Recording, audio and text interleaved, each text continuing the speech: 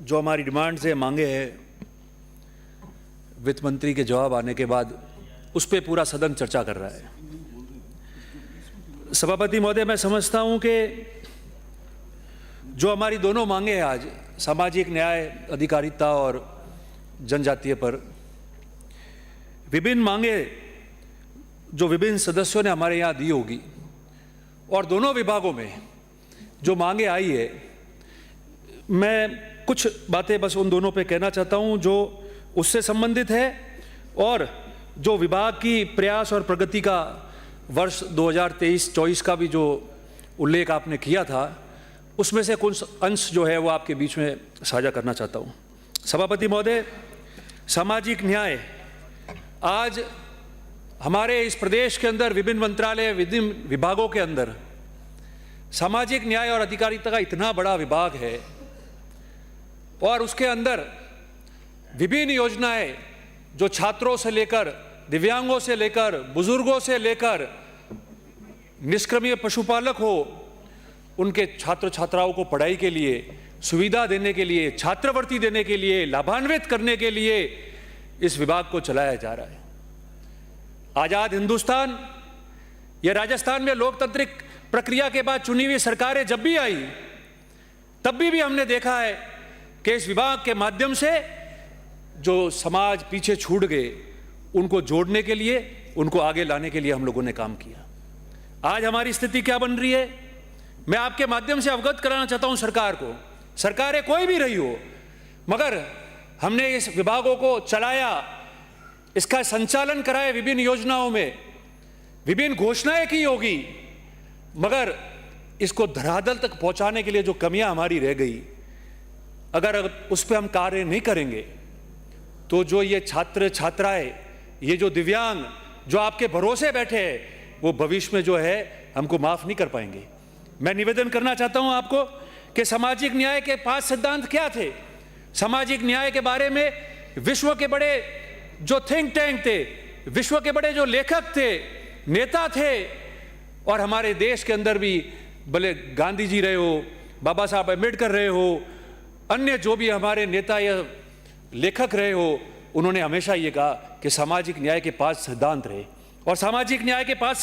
सिद्धांतों में संसाधनों तक पहुंच, समानता, भागीदारी, विविधता और मानव अधिकार की बात हमने कही है। और ये राजस्थान सरकार जो है हमारे सामाजिक न्याय के विभिन्न कार्यक्रमों में जब उसका प्रतिवेदन भी आता है तो उसमें इस बात को लिखती है। सभापति महोदय, आज ये जो छात्र, हमने किन छात्रों की बात हम कर रहे हैं? जो लोग, जो समाज, जो छात्र अग्रणी समाजों में नहीं आए,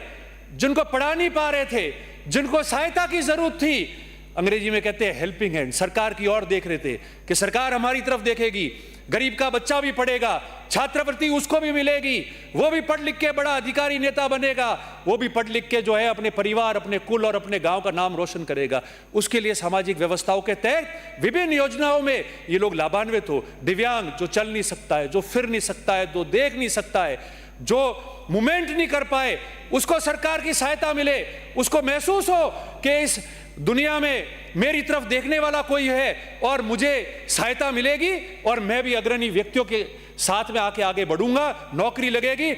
कमाऊंगा, मेरा परिवार का जो है पालन पोषण मैं करूंगा। उसके लिए सामाजिक व्यवस्थाएं जो है ये तय की हुई थी। आज मैं इस बात को मानता हूं, मैंने पहले ही कहा, कोई भी सरकारें रही हो, मगर जो कमियां रही है वो तो कमियां है, और उस कमियां को हम पूरी नहीं करेंगे तो इस सदन में जितने माननीय सदस्य बैठे हैं, वो इस सदन में आने के बाद में अपना धर्म का पालन नहीं कर पाएंगे। मैं आपसे निवेदन करना चाहता हूं कि हम लोगों ने विभिन्न वर्गों में और विभिन्न सेक्टर में छात्रावास खोले, आवासीय विद्यालय खोले। आज कई जगह 12वीं तक वो विद्यालय संचालित हो रहे, मगर उनके हाल क्या है? क्या हम मानते हैं कि उनको पूर्ण तरीके से वह भोजन जिस रूप में मिलना चाहिए वो मिल रहा है? उसमें कोई कमी पेशी नहीं है? उनके कपड़े, उनके जूते क्या उस रूप में हम दे पा रहे? उनको संचालन करने वाले अधीक्षक, वहां रहने वाला चौकीदार उस रूप में जितने लगाने हैं वो हम लगा पा रहे? और जहां नामांकन कम है, वो नामांकन क्यों कम है, उसके बारे में भी हमको सोचना पड़ेगा। और यह भी तय करना पड़ेगा कि 1 किलोमीटर वाले बच्चे को अगर वह एडमिशन मिल रहा है और 100 किलोमीटर से आने वाला बच्चा एडमिशन चाह रहा है और उसको एडमिशन नहीं मिल रहा है, तो वो एडमिशन कैसे मिल पाएगा? मंत्री जी, इस बात को भी हमको सुनिश्चित करना पड़ेगा। और मैं इसी के माध्यम से आपको निवेदन करता हूं कि वो जो विद्यालय 12वीं तक संचालित हो रहे, उन विद्यालयों को आप महाविद्यालय में परिवर्तित करो। कहीं जगह महाविद्यालय बनेंगे तो वो बच्चा 12वीं के बाद जार जाने की जरूरत नहीं पड़ेगी। वहीं आसपास उन महाविद्यालयों में, उस सेक्टर में, उस सेक्शन में, उन वर्गों में जो आपने ये आवासीय विद्यालय और छात्रावास खोले, उसको पढ़ाई करने का वहां मौका मिल जाएगा। सभापति महोदय, इसके अतिरिक्त जो हमारे स्टेट में कोचिंग करने के लिए छात्र आते हैं, जो हमारे बच्चे आते हैं, हम 12वीं तक उनको छात्रावासों में पढ़ा रहे हैं। वो अनुसूचित जाति हो, जनजाति हो, पिछड़े का बच्चा हो, 12वीं तक हमने छात्रावास दिए, आवासीय विद्यालय दिए, पर पढ़ाई करने के बाद में वो जब जयपुर आता है, उसको कोचिंग करनी है, विभिन्न परीक्षाओं की तैयारी करनी है, उसको RSIS की तैयारी करनी है, तो वो बच्चा कहाँ जाता है? वापस उसको हाथ फैलाने पड़ते हैं, वापस उसको तय करना पड़ता है कि मैं कहाँ रहूंगा, किनके पास रहूंगा। वो जगह देखता है कि कम कीमत में हो, दूर दराज जाके उसको रहना पड़ता है। ये माननीय सदस्य यहाँ कहीं बैठे, उनको ध्यान होगा, वो उनके पास में भी आता है कि मेरा बच्चा यहाँ रह जाएगा तो वो पढ़ाई कर लेगा, आप उसको मेरे पास, मेरे यहाँ रखो। मैं आपसे निवेदन करना चाहता हूँ आपके माध्यम से मंत्री जी को कि मंत्री जी, जब आप घोषणाएं करो, आप ये मादा दिखाओ और सरकार ये करे कि जो छात्रावास संचालित होकर और उनमें पढ़ के जो बच्चे जयपुर आएंगे, वो जो अनुसूचित जाति का हो, जनजाति का हो, पिछड़ा हो, जिनके छात्रावास आपके विभाग के माध्यम से संचालित हो रहे, उनके लिए हर 200 विधानसभा के अनुपात में, हर विधानसभा का अनुपात देकर और जयपुर के अंदर एक छात्रावास समाज कल्याण का बड़ा खोला जाए, जहां केवल कोचिंग करने वाला छात्र आके यहाँ पढ़े और उसके माता पिता को जो है एक्स्ट्रा भार उस पर नहीं लेना पड़े। ये मैं निवेदन आपसे करना चाहता हूँ। बाकी मैं आपसे एक और निवेदन करना चाहता हूँ कि जो हमारे निष्क्रमणीय पशुपालक है, जिनके आपने आवासीय विद्यालय विभिन्न सरकारों ने कई जगह खोले हैं, जिनके माता पिता अपने पशु लेके एक शहर से दूसरे शहर, एक राज्य से दूसरे राज्य में चले जाते हैं और उनके बच्चे जो है वो पढ़ नहीं पाते थे, उनके लिए हमने निष्क्रमणीय पशुपालकों के विद्यालय खोले हैं। मैं समझता हूं कि उनमें भी कहीं एक जगह उनको महाविद्यालय में परिवर्तित करना चाहिए। और मैं आपके माध्यम से मंत्री जी, जब आप जवाब देंगे तो मैं आपसे मांग करता हूं कि हमारे राम सिंह जालोर में, सांचौर चितलवाना और बाकासर सेडवा, ये जो बॉर्डर है पूरा, वहाँ कई जगह देख के और निष्क्रमणीय जो पशुपालक है उनके लिए एक आवासीय विद्यालय और खोला जाए। ये आपके माननीय मंत्री महोदय से मैं मांग करूंगा। मैं 2 बातें और आपको कहना चाहता हूं विशेष योगजन के बारे में। आज जो दिव्यांग हैं, हम उनको विभिन्न स्कीमों में लाभान्वित तो करते हैं, मगर मैं आपसे ये निवेदन करना चाहता हूं कि ये पूर्ति हम पहले कैसे करेंगे। मैं सरकारों में नहीं जाना चाहता कि किस सरकार में भर्ती कितनी हुई, क्या है। इस मौके पे हम बजट में कह चुके हैं, मैं समाज कल्याण और उसी पे आपको बोलना चाहता हूं। मगर आप लोग ये जो हमारे छात्रावास है, ये जो स्कीम्स है हमारी समाज कल्याण की, ये जो हम दिव्यांग की बात करते हैं, विशेष योगजन की बात करते हैं, जब तक इसके अंदर ये पद नहीं भरे जाएंगे तब तक हम हमारी सेवाएं नहीं दे पाएंगे और एक प्रकार से कुटाराघात इन व्यक्तियों के साथ में होगा। मैं आपसे निवेदन करना चाहता हूं, आपके विभाग का जो प्रयास और प्रगति का 23-24 का जो था, उसके माध्यम से और उसके बाद वाला, मैं आपको सिर्फ ज़्यादा आंकड़े नहीं बताना चाहता, मगर सिर्फ इतना ही कहना चाहता हूं कि हमारे सामाजिक सुरक्षा के अधिकारियों के 150 के करीब पद खाली पड़े। हमारे जो सूचना सहायक है उनके 200 के करीब पद खाली पड़े, छात्रावास अधीक्षकों के 300 के करीब पद खाली पड़े, और जो चतुर्थ श्रेणी कर्मचारी है, जो चौकीदार वहां रहेगा, जो अधीक्षक उसको संभालेगा, जो बच्चों को खाना खिलाएगा, जो रसोइया है, जो चतुर्थ श्रेणी का व्यक्ति है, वहां 2047 में से करीबन 1650 हमारे पद खाली पड़े हुए हैं। और वो पद अगर खाली पड़े हैं तो आप समझोगे कैसे तो खाना बनेगा, कौन चौकीदारी करेगा, कैसे काम पूरा होगा। मैं मानता हूं कि अगर किसी विभाग के अगर अंदर बजट कम भी पड़ेगा तो चल सकता है, मगर समाज कल्याण, दिव्यांग और अधिकारी का जो विभाग है हमारा, उसके अंदर अगर पद नहीं भरे गए और जो आपके ब्लॉक लेवल के ऑफिसर अगर उसके अंदर प्लग नहीं भरे गए, एक ब्लॉक में एक ऑफिसर रहना चाहिए, उसके पास 3-3 चार्ज है, अगर वो चार्ज खत्म नहीं हुए तो इन बच्चों के साथ में और इस प्रदेश के भविष्य के साथ में और ये जो वर्ग इसमें लाभान्वित हो रहे उनके साथ में हम लोग जो है वो धोखा करे, कटुराघात हो रहा है। मैं ये आपसे निवेदन करना चाहता हूं। माननीय सभापति महोदय, विशेष योगजन की 2 बातें कह के मेरी बात समाप्त करूंगा विशेष योगजन में हम उनको लाभान्वित करना चाहते हैं। मेरा मंत्री महोदय से 2 निवेदन है उनके बारे में। हम उनको स्कूटी की योजना से लाभान्वित करते हैं, वो ठीक बात है, और स्कूटी उनको देते हैं। अब वो स्कूटी लेके घर जाता है, आने जाने का उसको पेट्रोल का भार खुद को जेब से देना पड़ता है। बेरोजगार भी होते हैं कई लोग उसमें से, और जो रोजगार पे लगे हैं उनकी अलग बात है। मेरे 2 निवेदन हैं उनके लिए आपसे। पहला निवेदन कि जो ये विशेष योगजन है जिनको स्कूटी दे रहे, उसकी जगह आप उनको ई रिक्शा का प्रावधान करो। अगर वो मुख्यालय पे आया है और अपने घर या गांव वापस जा रहा है तो वो इस रिक्शा के माध्यम से जाए और उसके अंदर वो सवारी भी लेके जा सकता है, तो उनको घर छोड़ सकता है, उसको रोजगार की आमदनी हो जाएगी। जो आपके नौकरियों में लगे हुए हैं, कई लोगों के ज्ञापन भी आए थे, उनमें से कई लोग कह रहे कि हमारे ऊपर एक्स्ट्रा भार आता है, दूर जाना पड़ता है चलकर। कोई स्कूटी चलाता है, कोई नहीं चलाता है, बस में जाता है, पंचायत समिति गया, नगर पालिका गया, जहां भी वो काम कर रहा है वहां गया। हम लोगों ने सब ऑनलाइन सिस्टम कर दिया है। आप एक बार उसका प्रयोग कीजिए, एक हफ्ता 5 दिन महीने में उसको वर्क फॉर होम दे, ताकि वो व्यक्ति घर में रह के अपना दूसरा काम भी निकाल सके, आने जाने का भार भी उसके ऊपर नहीं पड़े, और उस दिव्यांग को जो है मदद मिल सके। तीसरी महत्वपूर्ण बात मैं दिव्यांगों के लिए आपको कहना चाहता हूं, हम उनको मुख्यमंत्री विशेष योग्य जन स्वरोजगार योजना में उनको लाभान्वित करते हैं, लोन देते हैं।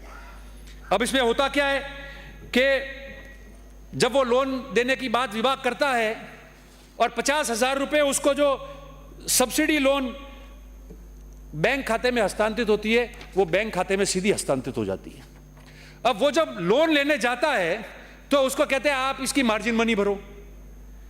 वो पैसा बैंक कहता है आएगा जब आएगा, मार्जिन मनी तो आपको देनी है हमको। अब वो पहले तो खुद पैसा इकट्ठा करता है, उसके पास में स्थिति नहीं होती है, वो मार्जिन मनी भरता है। फिर जब वो पैसा बैंक के अंदर आ जाता है, उसके खाते के अंदर, उसको पता ही नहीं कब आया है, वो पैसा कहाँ गया। तो मेरा आपसे निवेदन है कि आपके जो स्टेट लेवल बैंकर्स की जो समिति है, उस समिति से आप बात करें, अन्य माध्यम से बात करें, और ये जो बना रखा है 2 लाख तक का जो उनका लोन है, उसके अंदर उनको जो मार्जिन मनी पहले भरनी पड़ती है, उससे उनको मुक्त कराओ। इसी वजह से आपका 50% जो है इस मामले में बजट जो है आपका खर्च नहीं हो पा रहा है। तो मेरा आपसे निवेदन है कि आप इसको देखें। और दिव्यांगों के बारे में एक अंतिम बात मैं आपको कहना चाहता हूं। आपकी RPWD का एक्ट है मंत्री महोदय, उस एक्ट के अंदर 92(1) और 92(2) का प्रोविजन है। आप विभिन्न थानों में या आपके विभाग के माध्यम से आप जानकारी प्राप्त करना कि आज दिन तक ये दोनों जो सेक्शन है 92(1) और 92(2), उसके अंदर कितने मुकदमे इन लोगों ने दर्ज किए और कितनी जगह जो ये पीड़ित हुए इनके पक्ष में खड़े हुए। मैंने पहले ही कहा कि कोई भी सरकारें रही हो, इन मामलों के बारे में उन्होंने इस जो RPTW एक्ट जो है, जिसमें 92(1) और 92(2) का मैं बात कर रहा हूं, उसके बारे में थोड़ी आप जानकारी प्राप्त कीजिएगा। आपको ध्यान में आ जाएगा कि वास्तविकता क्या है। और जो निजी शिक्षण संस्था है, उनमें ऐसे मामलों में कौन कार्रवाई करता है? आयुक्तालय करेगा या निदेशालय करेगा? इसके बारे में भी आप जानकारी प्राप्त करना। तो ये जो वर्ग है, इसकी मदद में सच्चे रूप से जो है हम लोग खड़े हो पाएंगे। आपसे मैं इतना ही निवेदन करना चाह रहा था। और माननीय जनजातीय मंत्री जी से सिर्फ 2 मेरा निवेदन है विशेष करके। एक तो हमारे साथी ने अभी जो पहले कह दिया है, मैं उसका पक्षकार हूं कि जो TSP एरिया उसको तो छोड़ो, जहां नहीं है वहां तो उनके पास लाइट नहीं है, चिकित्सा, बिजली और पानी की तो हम बात करते हैं, और वो जो हमारे ST के लोग हैं वहां रह रहे हैं, उनको जनरल के लिए, कृषि कनेक्शन के लिए आज उसी कतार में खड़ा रहना पड़ता है। तो मेरा आपसे निवेदन है कि माननीय मंत्री जी, आप इस हिम्मत को दिखाते हुए बातचीत करें विभागों से, और आज ही सदन में घोषणा करें कि जो TSP एरिया नहीं भी है, वहां जो ST के लोग रह रहे, उन ST के लोगों को SC के तर्ज पर और अन्य जगह जो ST को कनेक्शन दिया जाता है, वहां बिजली में प्राथमिकता से बिजली का कनेक्शन दिया जाएगा। तो मैं समझता हूं इस राजस्थान के लिए सबसे बड़ा अच्छा संदेश आज की तारीख में आपके विभाग की तरफ से ये जाएगा। और दूसरा अंतिम, हमारा जो जिला है, अब सिरोही में तो TSP एरिया कई जगह लड़ता है, जालोर में नहीं है, मगर सिरोही से अड़ता हुआ जो पूरा जालोर का इलाका है, मेरे विधानसभा क्षेत्र में जसवंतपुरा हो, सुंदा माता जी का क्षेत्र हो, अन्य क्षेत्र भी है जालोर जिले के अंदर, उसके अंदर 40% से अधिक आबादी एसटी की कई गांवों में है और वो लाभान्वित नहीं हो पा रहे। अब उसको टीएसपी क्षेत्र घोषित करना कितनी बड़ी प्रक्रिया क्या होती है हम सब जानते हैं, हम तो चाहेंगे उसको करना, मगर जब तक उस प्रक्रिया को पूर्ण नहीं किया जाए, जब तक वो प्रक्रिया आके और उनको लाभ नहीं मिल सके, तब तक कम से कम आप सरकार की तरफ से कैबिनेट में ऐसा प्रस्ताव लाए, आप विधानसभा में लाए और ये तय कराए कि भले वो टीएसपी एरिया नहीं है, मगर जिन गांवों में आबादी करीबन 40% हो चुकी है, जो टीएसपी एरिया नहीं है वहां एसटी के समाज की, तो जो स्कीम्स हम लागू कर रहे हैं वो स्कीम्स वहां लागू हो जाए और उनको वो लाभ प्राप्त हो जाए उस स्कीम से, तो भी उनका जीवन स्तर जो है वो अच्छा बढ़ जाएगा और जीवन स्तर ऊंचा उठ जाएगा। यही निवेदन मैं आपसे करते हुए अंत में मेरी बात समाप्त करने से पहले एक निवेदन आपको करना चाहता हूं कि हमारे वहां सिरोही जिले में माउंट आबू में भील और राणा समाज की सबसे बड़ी आबादी है और महाराणा प्रताप जी जब अरावली के जंगलों में घूमे और वहां विभिन्न शेरगांव हो, उत्तरज हो या अन्य इलाका हो जहां उनकी यादें आज भी है, जहां स्मारक जैसे भी बने हुए हैं, वहां ये भील राणा समाज के लोग उनके साथ में घूमे। वाइल्ड लाइफ सेंचुरी हो गई, वाइल्ड लाइफ सेंचुरी के पास में उसके बॉर्डर पे, उसके बफर जोन पे ये जो भील राणा समाज के हमारे लोग रह रहे, विशेषकर सीतावन नाम की जो बस्ती है, जो सीतावन नाम भी उसका जो है वो हमारे पुराने समय में जो कोई ना कोई किसी ने योगदान दिया होगा जल, जमीन और जंगल में, उसको लेकर वो नाम पड़ा हुआ है। उसको लेके वहां के नगरपालिका बोर्ड ने प्रस्ताव कर दिया कि इनको बसाया जाए, जमीन बता दी, फॉरेस्ट वालों ने सर्वे कर दिया कि इनका कितना बना हुआ था, उसके बावजूद जो है हम कामयाब नहीं हो पाए उनको बसाने के लिए। चंद घर है थोड़े बहुत और आराम से वो काम हो सकता है। मेरा आपसे निवेदन है कि आप जो है इसकी पूरी जांच कराते हुए उन लोगों को जल्दी बसा दिया जाए ताकि वो आराम से अलग जगह बस जाए, रोज उनको फॉरेस्ट की और अन्य समस्याओं का सामना नहीं करना पड़े और वो अपने जीवन में और अपने रोजगार में लग जाए। यही निवेदन अपना करते हुए अपनी बात समाप्त करता हूं और आपके माध्यम से सभापति महोदय मैं माननीय समाज कल्याण के हमारे मंत्री जी से कहना चाहूंगा अंत में कि माननीय मंत्री जी, बहुत बड़ा विभाग है, आप और हम सब साथी है इस विधानसभा के अंदर, आपको भी अच्छा मौका मिला है यहाँ कैबिनेट मंत्री बन के और आपका विभाग जो है, आपके विभाग के जो भी आपकी बुकलेट्स और प्रतिवेदन आते हैं उसके ऊपर गांधी जी का, एम्बेडकर जी का, ज्योतिबाई फुले का, सावित्रीबाई का फोटो लगाया जाता है और आप खुद भी पिछड़े वर्ग से आते हैं और ये समय है कि राजस्थान में ऐतिहासिक काम करके आपकी भी आप छाप छोड़ो। और आपने जो बजट पढ़ा आपका विभाग का, उस बजट में 96 नंबर सुशासन में आपने प्रधानमंत्री जी के संबंध में वाक्य लिखे थे। मैं आशा करूंगा कि अगला बजट जब भी आएगा और आप इस सीट पे होंगे तो जो ये लिखे हुए बातें हैं उसको आप पूरा करोगे तो अगले बजट में हम भी आपकी तारीफ करेंगे और अगर इसका आपको पूरा नहीं कर पाए तो जो प्रधानमंत्री जी के जो स्लोगन के बारे में आपने 96 नंबर पे लिखा हुआ है उस बजट के अंदर वो कारगर नहीं हुआ, पर आपको मौका है, हर व्यक्ति, कोई हम भी वहां बैठे आप वाली बेंच के वहां आज यहां से बोल रहे हैं, पर जब व्यक्ति को मौका मिलता है तो उसको पूरा उसका लाभ लेना चाहिए और एक छाप छोड़नी चाहिए। आपके इस विभाग में कई एनजीओ वाले आएंगे, कई बातें करेंगे, समाज कल्याण को ऊपर लाने की बात करेंगे, मगर आप ये ध्येय रखना कि ये एनजीओ वाले कुछ करे कि नहीं करे, मगर आपके निर्णय और आपके फैसले इन छात्रों को और इन वर्गों को कल्याण तक पहुंचा सकते हैं। मैं आपसे यही निवेदन करता हूं और आपका सभी का सभापति महोदय आभार व्यक्त करता हूं। बहुत बहुत धन्यवाद।